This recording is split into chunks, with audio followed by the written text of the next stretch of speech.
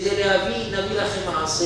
רבי חיים מבריסק, אחד מגדולי ישראל בדור הקודם, היה יום אחד צריך להגיע אצלו אחד מן האורחים החשובים, רב תלמיד חכם גדול, אבל התעכב מעט, לא הגיע. והרב היה ממתין ומצפה עד שאמר לבני ביתו, טוב, אני הולך ללמוד, כשיגיע תודיעו לי, חבל לי לבזבז את זמני לריב.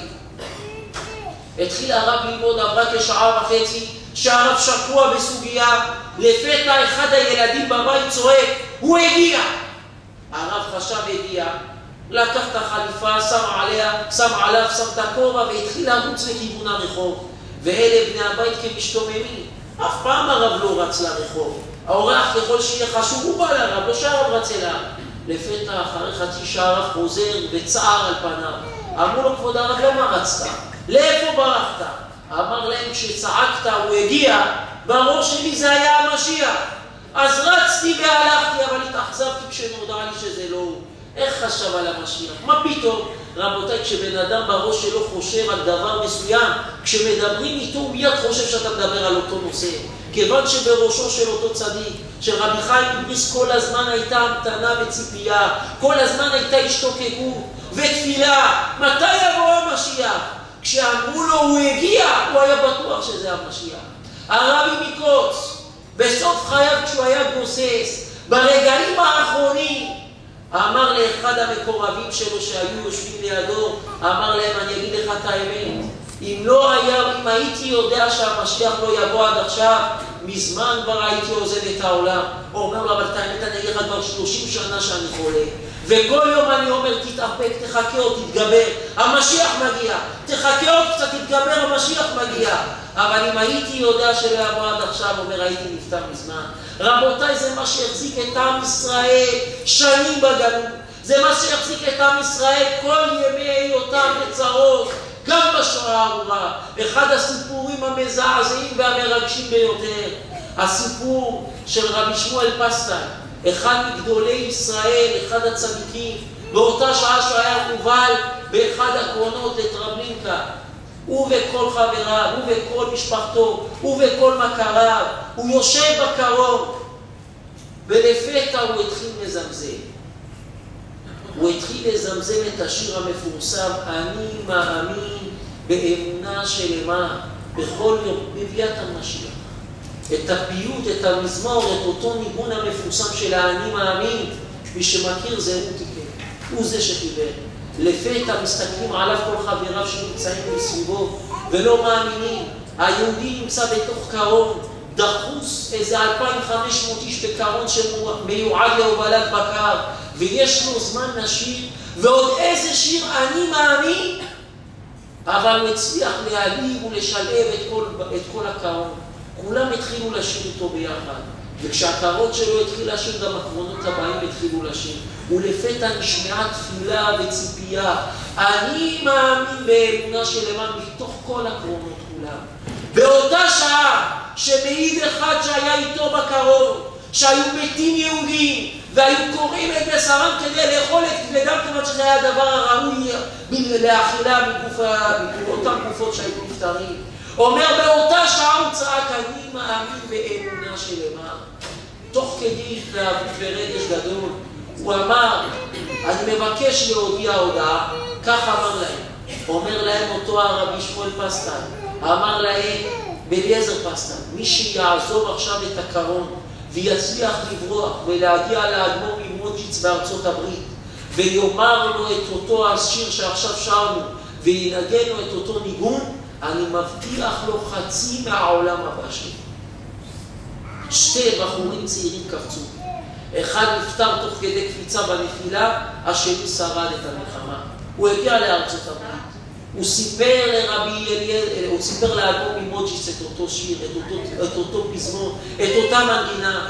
כל שנה לפני שהרב האדמו"ר ממוג'יץ היה נכנס ליום הכיפורים לתפילת כל נדרי, היה אומר דברי תורה. אותה שנה הרב התעכב, חיכו לו.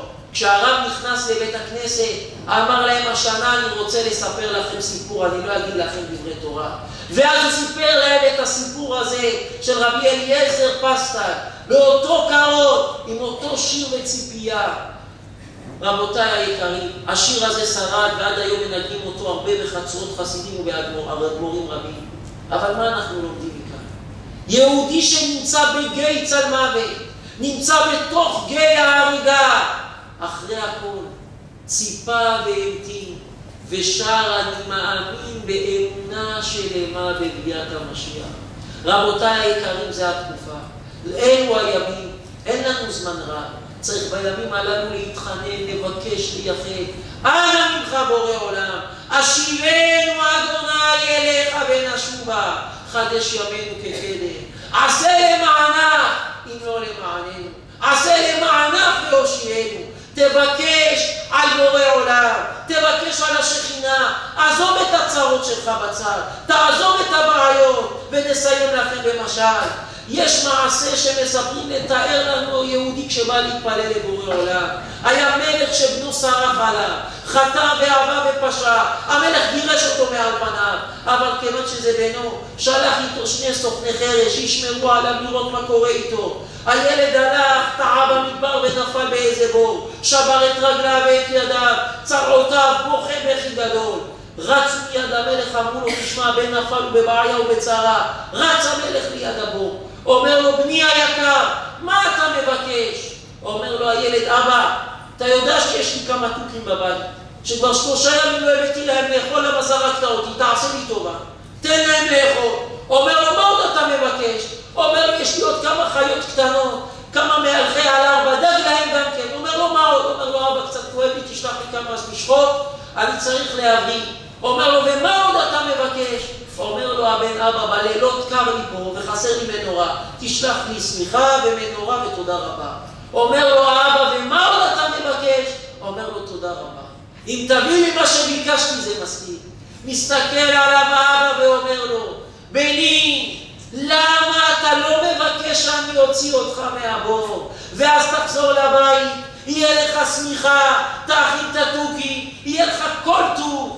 אנו רבותיי היקרים נמצאים בבור, נפלנו בגלות, אנו נמצאים בצרות. בא יהודי בתפילה מתחנן, מה מבקש? בורא עולם, יש לי כמה גוזלים בבית, יש לי כמה ילדים, תן לי לתת להם פרנסה. אומר בורא עולם בשמחה. אומר, מה עוד אתה מבקש בני? אומר היהודי לבורא עולם, תשמע בורא עולם, אין לי בית, אני במשכנתא ועוד מעט מעקלים לי את הבית, תן לי איזה בית עם שמיכה, מיטה נוחה. אומר לו בורא עולם, קיבלת, מה עוד אתה מבקש? אומר לו, בן אדם פרנסה בשפע ושלום בית. אומר לו האלוקים, ומה עוד אתה מבקש? אומר לו, תודה רבה לך בורא עולם. ומסתכל בורא עולם על אותו יהודי ואומר לו, בני, למה לא תבקש שאני אוציא אותך מהבור? למה לא תבקש שאני אגאל אותך מהצרות? למה לא תבקש שאני אגאל את עם ישראל ויוציאו אתכם מאותו בור שבו נכנסתם? אז יהיה לך אוכל הגוזלים לילדים, יהיה לך בית, יהיה לך שלום בית, יהיה לך שמחה ואושר עד בלי די. רבותיי, זה צריך לזכור. לבקש על העיקר, לעזוב את התפל, לא לבקש על הפרנסה, לא שלא לבקש על ילדים בשמחה ושלום בית ואושר, לבקש, אבל לדעת על מה להתמקד. כשאתה בתפילה מתפלל 18 ומתפלל, אצא עמך דוד עבדך מהרה תצמיח תכוון. באמת בורא עולם, תצמיח כבר את קרן בן דוד. כשאתה מבקש ותחזינה עינינו בשובך לציון ברחמים, תכוון, יהי רצון שתחזיר את שכינתך לציון. כשאתה מבקש וציפינו כי לישועתך קיווינו וציפינו כל היום, תרגיש, תצפה, תייחד. רבותיי, ולא לשכוח, השאלה השלישית ששואלים את האדם אחרי 120 שעולה לעולם העליון, אומרים לו, יהודי יקר, ציפית לישועה? אחרי ששואלים אותו, קבעת עיתים לתורה, נסעת ונתת באמונה, שואלים אותו, יהודי, ציפית לישועה? זו השאלה ששואלים כל אחד ואחד מאיתנו אחרי 120. רבותיי, יהי רצון שנזכה להתחזק בציפייה, נזכה להתחזק באיחור, נזכה בימים הללו לבכות ולהצטער על בית המקדש, לבקש על השכינה, ויאמר בורא עולם די לצרותינו, ונזכה שבקרוב ממש יבנה לנו את בית מקדשנו בגאולת עולמים, בנחת ובשלווה ובשמחה רבה, במהרה בימינו, אמן ואמן.